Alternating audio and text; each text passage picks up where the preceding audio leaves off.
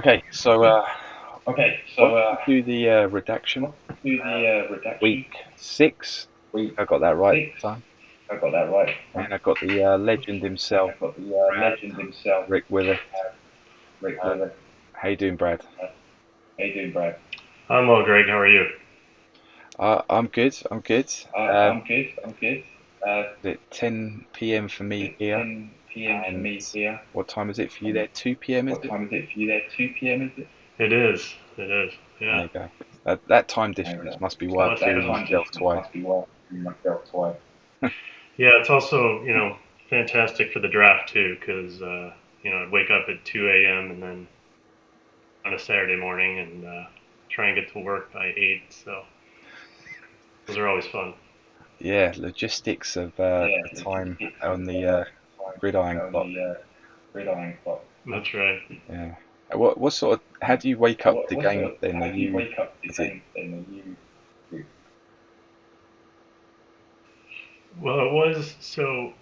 Um, yeah, I'd always work Saturday morning, and so it was great back in the day because I would just make some really strong black coffee and always look forward to Saturday morning sitting down and just having that uh, start my weekend. And I know that they kind of moved it back to Fridays, and it's sort of now a little bit hit or miss where it was. But that was sort of my Saturday morning was always great, just making really strong black coffee and watching that thing unfold, and yelling at the screen when you get the special teams turnover, and you see one of your big guys go down, and so yeah, it was yeah always a great way to start the weekend. yeah because you had some really good you had a You had really good some start really to good your gridiron. good Was it start to your like six gridiron. or seven Was it seasons like with 6 or 7 in the seasons Delta? with the in the Delta? It was, yeah, six in a row. It was very fortuitous because I think I was the last guy to be added to the Delta, um, and I just was looking for something that, as a longtime football fan, I was always frustrated with the teams not doing it well enough. The real life teams. And I'm like, hey, I could do better, that sort of thing. So I was looking for something that would allow me to show that, and this is exactly what that is. So I really think gridiron is just the greatest um, way to be the GM and coach and draft Nick and run everything. And it's just because on Sundays when you're screaming at your team that they're not doing well, you get a chance to do that then Wednesday, um, to change it up and do your own thing. But I got really lucky just when you're forming your team. I had no idea what I was going to do.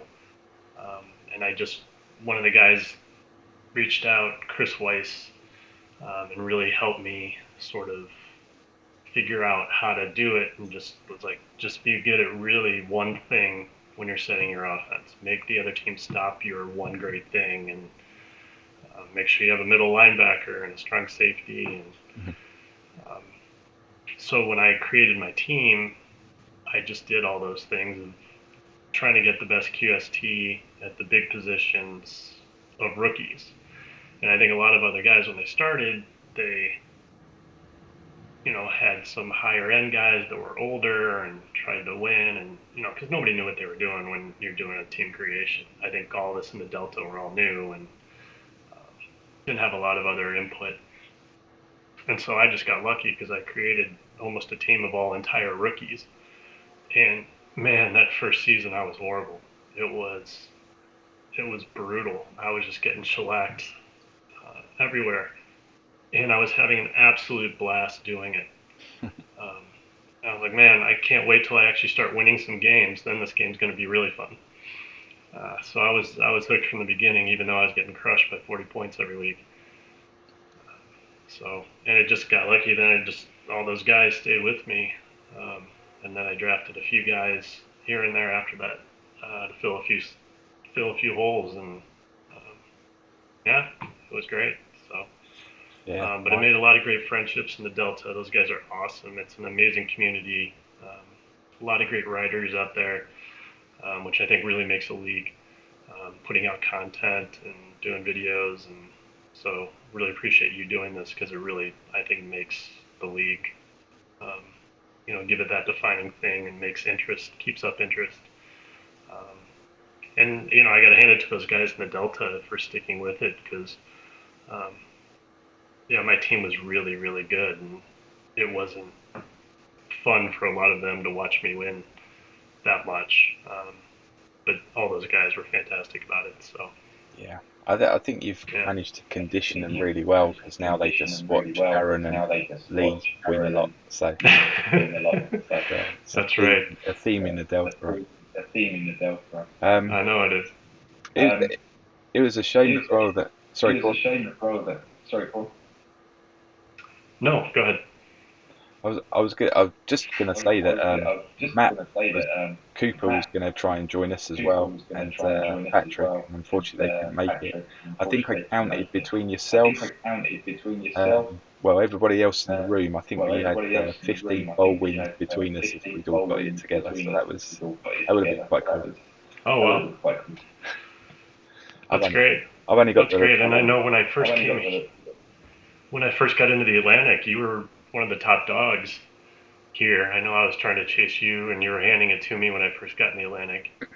Um, and it looks like you're going through a rebuild right now, huh? Oh, definitely, yeah. You have to enjoy it while you're up there, right? You have to And enjoy it while you're up there. then you just keep eating humble pie Then you when you're just getting keep eating tanked humble 40 pie when you're points every getting game. tanked 40 points every game. I know. It's tough to watch, but then you're like, draft position, draft position. Oh, absolutely. Yes. Yeah, I'm looking forward to this draft, Yeah, I'm looking forward to this draft, even with it being an online one. So even with it being an online one. we'll have to see how that. Yeah. Yeah. So we're gonna have a little look at some So we're games. gonna have a little look at some games. We'll focus on week six. We'll focus on week 6. There's nobody here to bask There's nobody here glory. to bash Matt did get the first. Matt Uh, did get the first.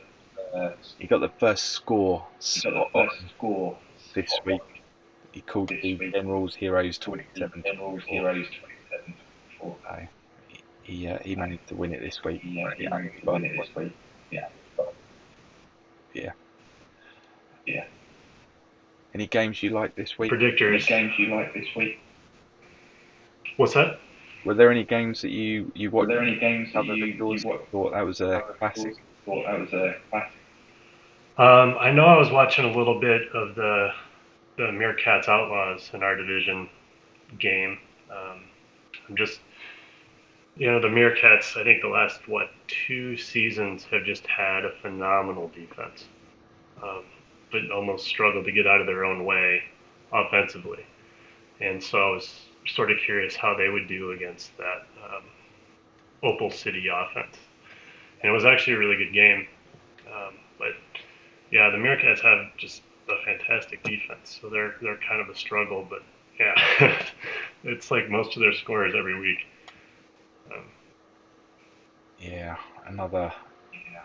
another Another shutout by the Outlaws. I think that's their shutout third by of the the Outlaws. season, I isn't think it? that's their third of the season.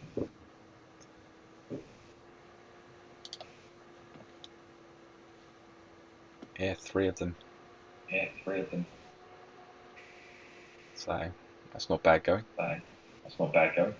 yeah, so they have great special teams, great defense, but offensively they're tough to get on track. So, but they're fun to look at every week to see how they do.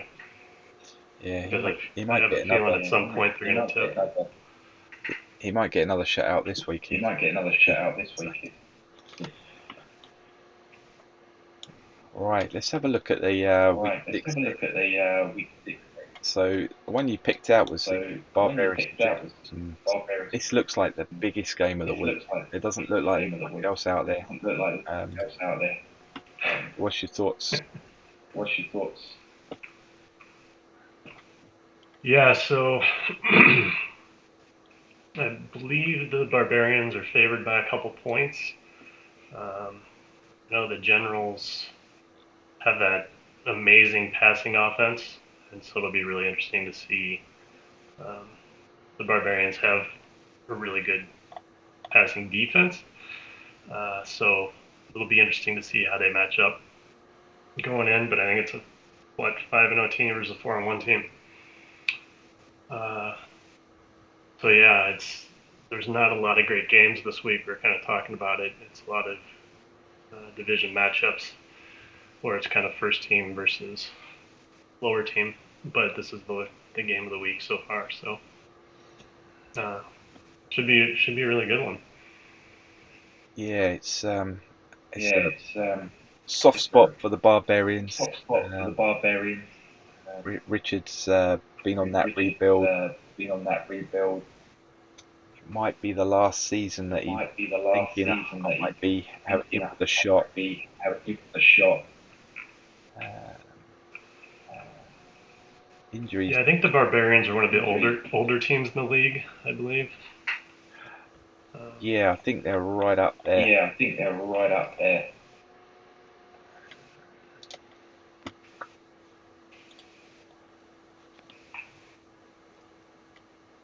Yep. Number one in the oldest team. Number one in the oldest team. And fourth in starters. And fourth in starters. So yeah. Yeah. I was gonna say actually ninth. Oldest Oldest starters, but they're on the rebuild. But they're on the rebuild. There's some FA. There's some FA. Yeah. Alright, let's get back to this one. So it's a shame that they're on the road. It's a shame that they're on the road.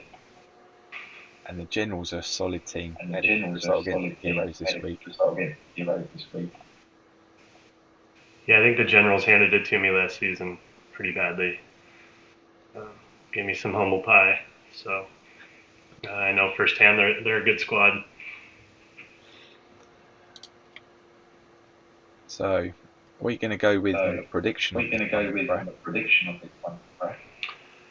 I'm going to go with the Barbarians here. I think that that experience, those extra experience points are going to pay off.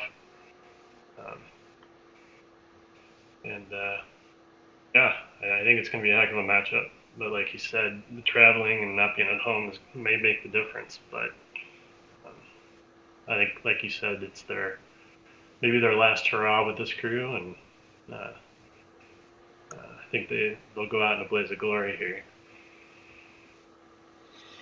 So what's the score? What's the score you're seeing? What's the score you're seeing? Oh man, I think it's gonna be a shootout. Let's go.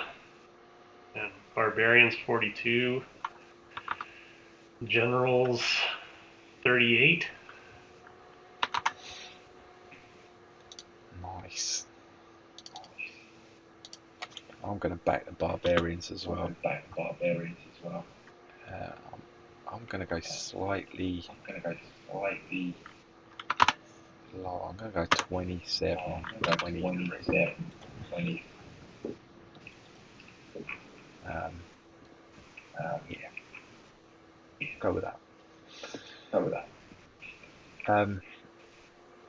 It's all happening on the side of the league. Marineville Stingrays. The other one, I thought it might be a reasonably Stingrays on 4 weeks. Yeah.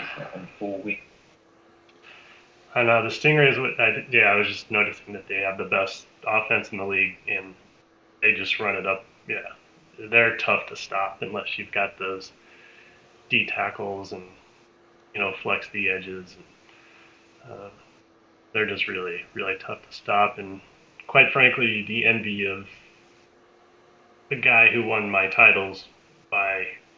I get hives when I had to pass.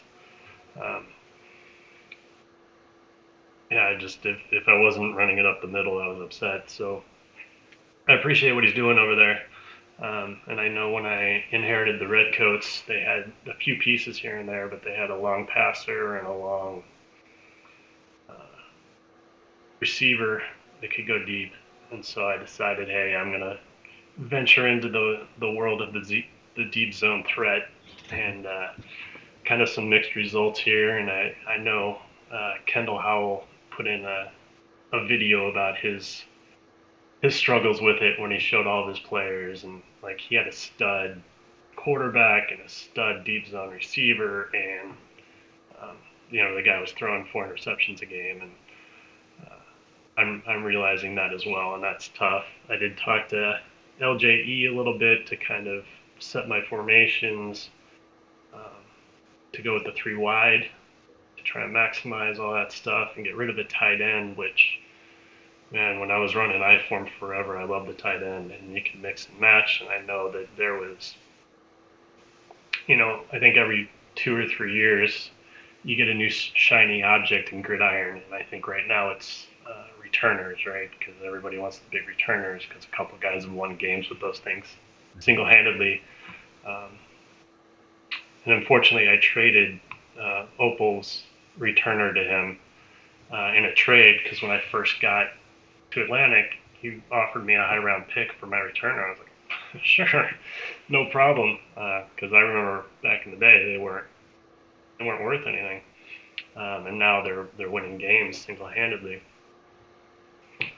But back in the day, you could get the tech tight end in the I form to hit the short zone middle, which was making a huge difference. And I think for 2 or 3 seasons, those guys are going top 5 draft picks. And everybody was trying to, because I think short zone is still the #1 attacked zone out there league wide. And then if you're running I form, to have a tech receiver, if you can give up a little bit of strength for the sweep and the pitch, to get that, so you're not just totally insolvent in the short zone, can just made a huge difference for all those guys that were trying to run. You're not seeing that a ton anymore, doesn't seem to me. But Yeah, I do appreciate what they're doing, what the Stingrays are doing over there. I mean, it is just 3 yards in a cloud of dust, and I fully respect that. Yeah, it does seem to be that the in fashion items to be a deep zone, run flat, these days. Yeah, yeah.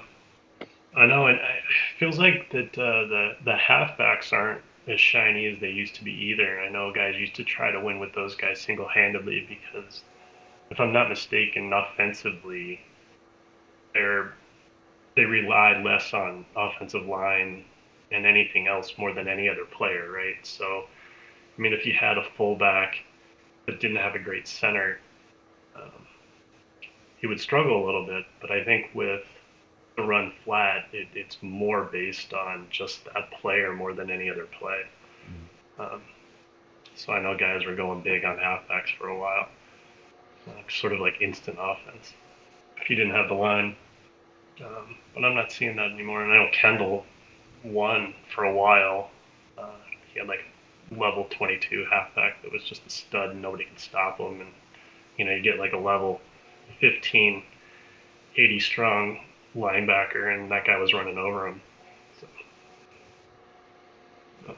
but I don't know if the Atlantic has a great halfback that's tearing up the league. Do they?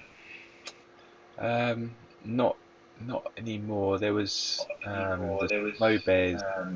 I forget the guy's name. I think he was playing for the Rapiers last week. Let's have a quick check.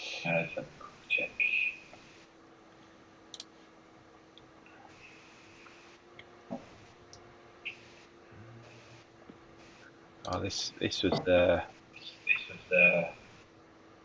was the guy tearing it up for the Snow Bears. 3 bowls. Always seem to manage to get a few yards against me as well. But yeah, I'm not sure if there's a big one out there at the moment that's really big trouble. Let's have a quick little look. Yeah. And those guys are tough too because, I mean, you kind of think about the defense. If you were going to have a hole, or a short-sided spot, I mean, typically you would think outside linebacker, because everybody else is so important. And so I think if you were to take a cut somewhere, I mean, most guys would do it on outside linebacker, and those guys usually go later in the draft, unless you've got some sort of elite level 8 strong guy. Yeah, but for the offside linebacker, usually those guys aren't crazy. So even better for the halfbacks typically. Yeah, and funnily enough, we got Angel, Angel and Akers, big halfbacks at the moment. But Stampede Yeah. middle of the road at the moment with that. The other thing I hate about facing those teams that use the halfback and run wide is that you don't know what to do with your linebackers if they pass. So if they have a really good deep zone or short zone passing attack and they're running flat, you don't know what to do with your linebackers because you can't drop them into coverage. So those guys always present a big problem for me when I'm facing them. Because if they can't beat you in deep zone, your corners aren't good enough to just cover it without a linebacker. Or I know some guys like to blitz their linebackers or anything like that. You can't really do that if you're facing a run flat guy. So maybe a lot of those guys too, if they are available to be drafted, those they go pretty early, but sometimes you don't see them for 2 or 3 seasons in a draft. Yeah. So sometimes they're in real short supply. Yeah, totally. I know I've got one that is very incredulous and will not pop to save his life. So he will not take to coaching whatsoever. So.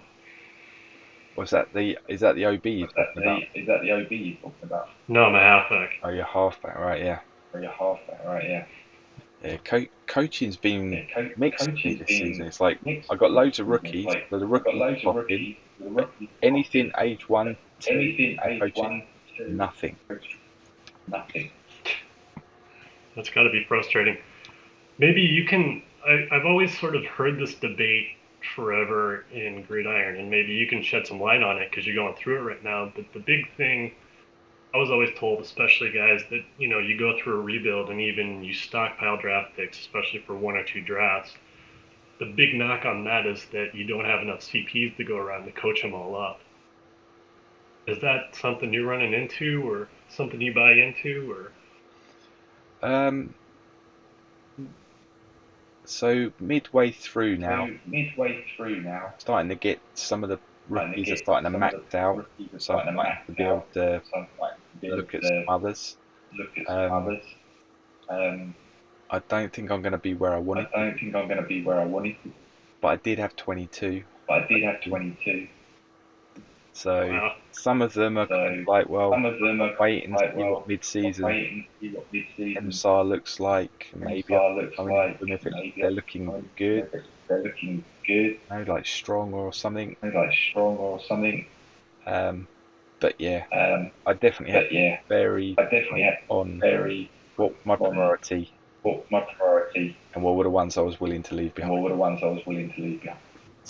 So yeah, there's definitely not enough to go around. And then when it comes to the do I have enough to keep age 1 plus what comes in with the rookies? Yeah. But hopefully by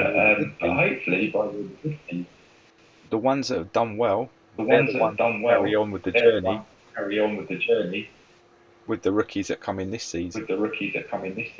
And the other ones will just either get traded out or become special teams. Yeah. That's right. And you always get those pleasant surprises too of guys that when I first got into, I think I had an average center, and I didn't really put any points into him or anything, but I was like, man, I got to get a center. And I think maybe the second or third draft, and the old guy got very generous roles. Like he would only lose a level every season. But I had so many holes to fill on that center was never available. and I ended up taking a guy maybe in the 5th or 6th round.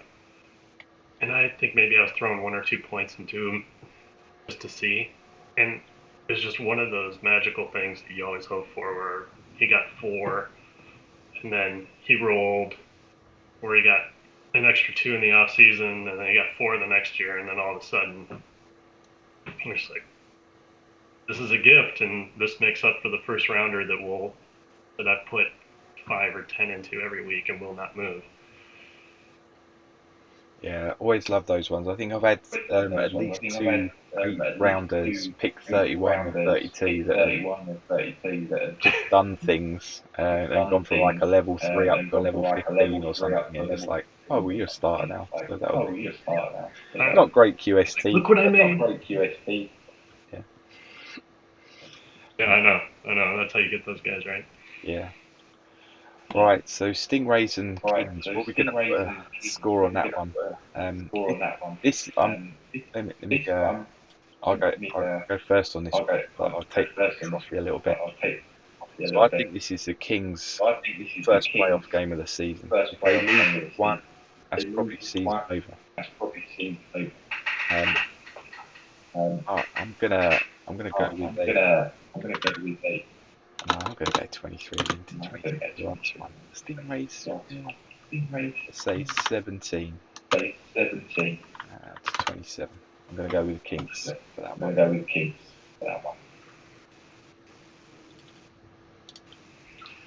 Yeah, so I'm going to go Stingrays pretty heavily here. I don't think the Kings have the DTs to stay with them here.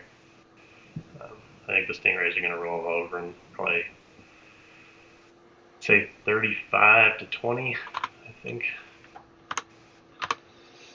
All right. Nice.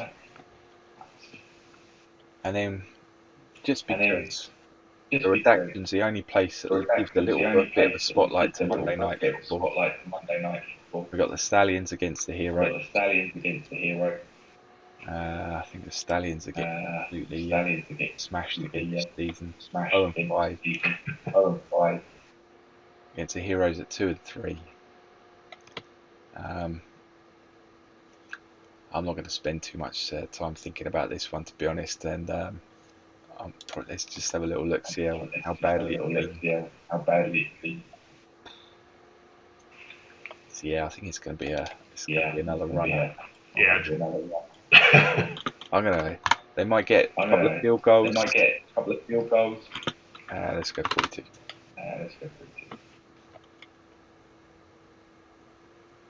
How about you? Yeah, I'll go with the Heroes, and I think probably, I'm going to say 45 to 20. It's going to be an air raid. Yes, indeed. All right. There we go. That's the 3 games we could find. Scrape the bottom of the barrel this week. And there we go. So the other thing we were going to have a little chat about was just your thoughts on the state of the MFC at the moment. Yeah, so I guess my initial thought is frustration. So I think the first 2 seasons I got here, I chased you. And then it's sort of been Opal City since then, and I was so close last year, but their short zone killed me. And I've got a stud middle linebacker, and I'd say an average strong safety, but I couldn't. I thought it was enough, and it wasn't. So in the offseason, I traded my first round pick for a stud strong safety, high T, to do everything I could to stop Opal City. Like, I basically spent my off season trying to do everything to shut down that offense. And I thought we had it, and I was really ready. And I think on the first 2 plays from scrimmage, we did a running play, and they were both fumbles. So I lost, and I think the turnover battle was 5-0, and I outgained him. It it was rough. It was rough, and I was looking. It was at our place, and I was going to make my mark, and that was just brutal to lose that way. I know not much you can do about it, but so we'll see him again. Hopefully it works out, but that was tough. So Opal City still, and they had a great year last year. I think they had a semi-deep playoff run. They might have won a game or two in the playoffs, I think. And I think people were like, man, they're, because I haven't been in the Atlantic a ton of time, but from what I understood from the chatter, it was their first sort of foray into the playoffs in a legit team. And people were like, holy crap, this team's for real. And they made some noise in the playoffs, and apparently they had a really good offseason. I know he had a running back on the trade board that was rather phenomenal, and if he's trading that guy, I don't know what he's keeping. Yeah, I think he kept him and So then he must be traded in pretty another loaded one, there. didn't he? Yeah.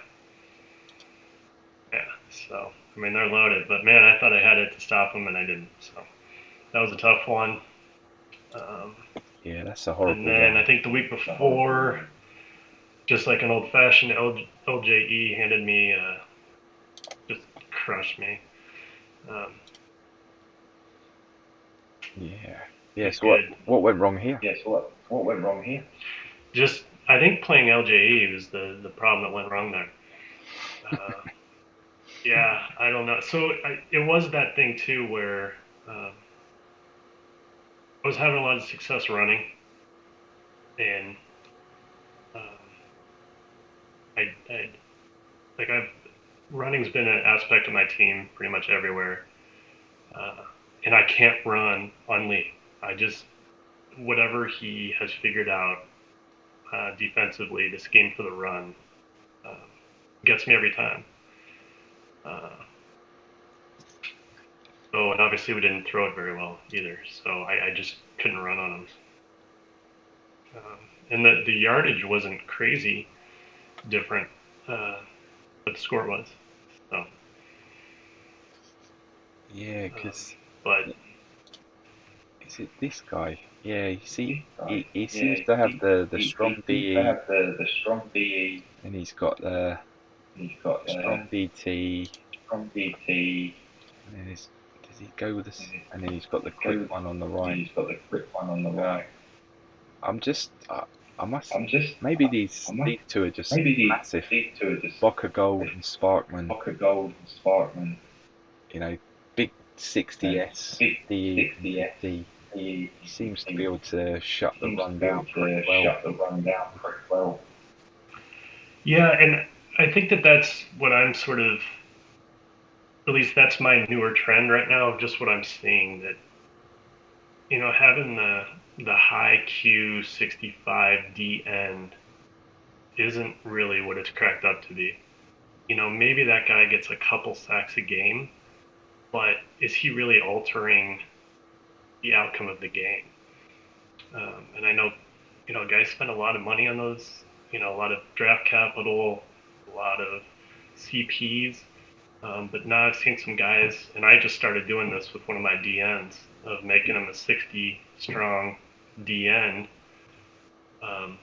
because I need help in I need help on the run. My DTs aren't where I hope they would be, and I think it's made a difference.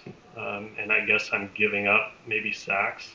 I do have a 65 QDN on the other side. He gets maybe one or two a game. But I don't think a sack is just sort of the altering game flow stat that it's cracked up to be. It's just my feeling on it now, and I'd rather have the other side of that. A yard or two less per rush can make a huge difference. And I guess that Deadly's figured that out typically before I have. Yeah. Lee's the man. So. Yeah, he definitely is. Yeah, he definitely is. He normally has to bring his He normally has to backloader with him so that he can take all of his medals home after a draft.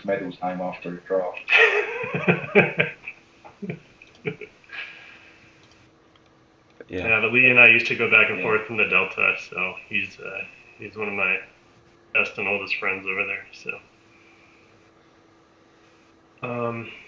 So yeah, he handed it to me. And it looks like he's in a battle too with.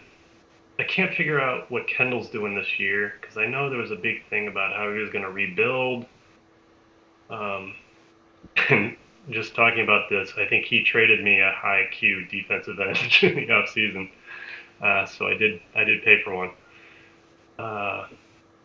But I can't tell if he's rebuilding. His team looks really good, but I know he went through that whole thing where he was kind of, and that sucks for everybody when you're kind of stuck in no man's land when you're not winning, you're not losing. And they always say the worst thing you want to be in sports is 500. Because you're not getting a high draft pick, you're not rebuilding, and you're not really building towards a championship. So that's a tough place to be, and I think he felt like he was there. Like he had some really good pieces, but then also what you're experiencing too, to blow the whole thing up and start all over again, that's an undertaking. So Yeah, I think we looked at the age chart before. I think he's, he's right down the bottom there with the youngsters. But he seems to feel like he's on the way up now. I'd seen. Yeah. But that's a really. He knows the game really well. That's a really big weirdly vegan. I mean, Chris is on an aggressive dive to get draft pick number one. There's a funny story from the Delta where when we started, when it was going on, everybody was so into it. Like we loved it, and there was writing, and just everything was so great. Kendall, at one point, loved his team so much that he printed out pictures of his players and put them on his wall.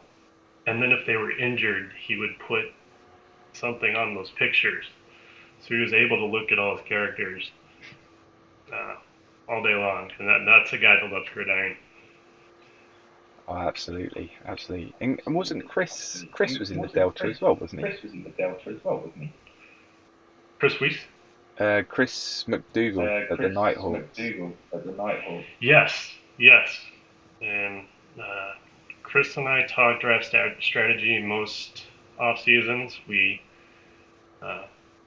swap rankings a little bit, but he's a good dude. Yeah, he's been there thick and thin. Yeah, good dude. I think he's already told me I can have his first round pick if I throw him a couple of first rounders. So we'll see. We'll see how it goes. We got each other week 10. So. Oh really? Yeah, that'll be the. I think he's got a good squad this year. It looks like, huh? Sorry, what? He's got a good squad this year. Who, Chris McDougall? Mm-hmm. Was he? I think he's got an old squad. I think he's. Oh, he's got the Nighthawks. Yeah. Never mind. I think he's going to try really hard to get that first round pick again. The first overall. Is he? Yeah. Fingers crossed. Yeah. So. What about the MFC South? We talked about the Bears a bit. Spartans have been thereabouts since June as well, I think, haven't they? Well, I mean, you've got Jez, where it seems like he's awesome every year. Super active on the trade boards. It seems like you guys have this running banter on the trade boards that I can never figure out. I don't know, it's like you guys talking code or something. He's like, Greg, look what I did. And it's about something I don't understand. So, but Jez is awesome. He's obviously very active. His team's always great. So it seems like that guy never rebuilds. And I don't really know how he does it. But, yeah, it's going to be interesting because Rapier's, Spartans, No Bears went through rebuilds. Sonic's rebuilding. Bears, Nighthawks, Mariners coming out of one.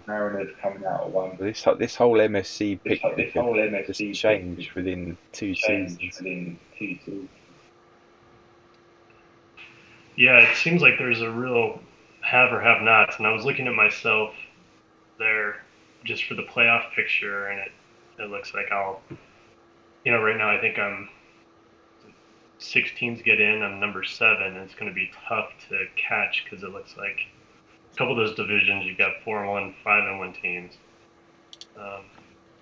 And my only hope is that they play each other and do a little carnage on each other. But yeah, then you've got a fair bit of teams that are clearly rebuilding. So there's not a lot of mediocre teams. It seems like in that whole conference, you've either got really great teams or teams that are rebuilding. And probably great for the teams that are rebuilding to recognize that, like, hey, I'm not good enough to challenge with these guys. So I should rebuild and not stay 500. So with the playoff seeding, let's see what's your bowl prediction? Bowl prediction? Wow.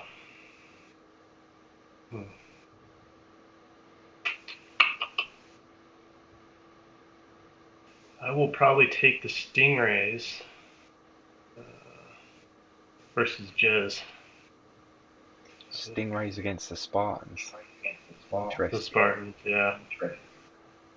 What sort of it'll be interesting to see who comes out of the South between Jez and Lee. I guess, Bob in the comments might have something to do about that, but I guess the Razorbacks are rather fantastic too. Yeah, I mean, between Jez and Lee. That's the thing with that South conference is they knock each other about, and then the Razorbacks and the Outlaws, it's like, okay, well, you knock each other about, and we'll take 1 and 2. Right. I know, but again, just with the Stingrays, they're just, stop our run if you can, and I just think that that's just the way to go on offense, is just to do one thing phenomenally well, and then if you can add another zone here or there that you do okay with, but just make the other team beat you, and that's tough as a defense, I think, and I hate game planning for that stuff because you can line up all your stuff, line up all your DTs and flex and eagle and stack and do everything, and then they're still gaining 4 or 5 yards a carry. That's just demoralizing. So, oh yeah, we'll see. Maybe one of those teams has the tackles to do it, but. So I'm going to ask you for a score. The Stingrays against the Spartans. What's the score look like at the end of that bowl game? Oh man, well they do have both. They both have pretty good defenses, so maybe 24-21 Stingrays. Yeah, that sounds like a reasonable score. I mean, that's the thing with when you're running it as well. Eat that clock up, keep the other opposition team off the field, keep that score low. Yeah, really helps.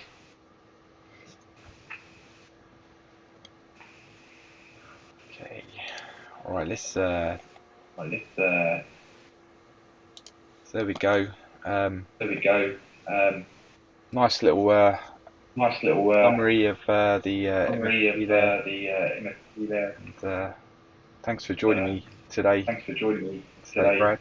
It's been a pleasure meeting you. Great listening to you. Yeah, you too, Greg. It was a lot of fun. Yeah, thank you. I really appreciate you doing this. I know it's not always easy and scheduling other people and doing that, but like I said earlier, man, doing this stuff makes the league, and appreciate you so much for doing it. And you're an awesome dude, and I've enjoyed your humor on the forums and other things like that. So yeah, I will always trying to keep the conversations going. whether people like it or not sometimes. whether people like it or not sometimes. No, it's great. It's great. I really appreciate you, Greg. Thank you. Yeah, cool. Thank you very much, Brad. Yeah, cool. Thank you very much, Thanks Brad. again. And Thanks that's again. it for the week.